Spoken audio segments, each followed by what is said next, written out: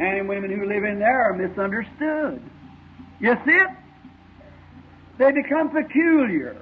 They don't hear the things of the world. If they do, they don't pay attention to it. They just move on. God never put that in there for nothing. God never come for just any haphazard way.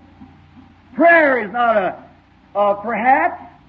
Prayer is a sincere thing. Prayer is talking to God.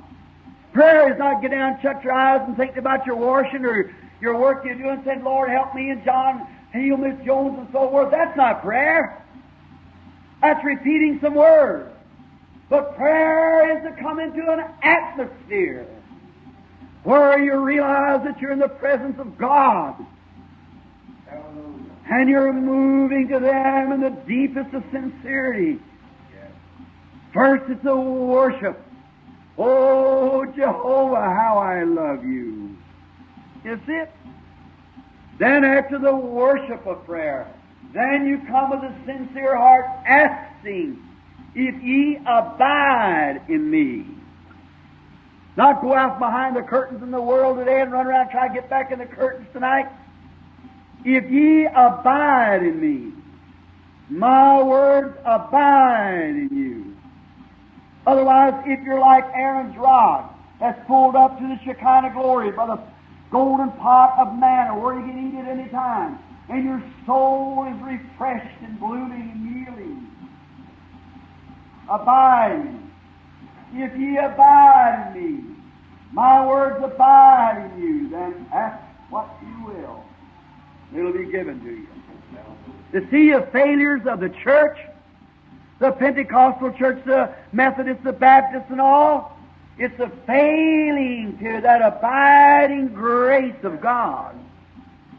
Tonight you'll shout and clap your hands and dance in the aisles, speak in tongues. That's gifts. Gifts is no good unless you're abiding in the Shekinah Glory. Those things are fine. I have nothing to say against them. They're of God. Shouting and blessing God's wonderful. Speaking in tongues or translation of tongues or, interpretation of tongues, it's the same.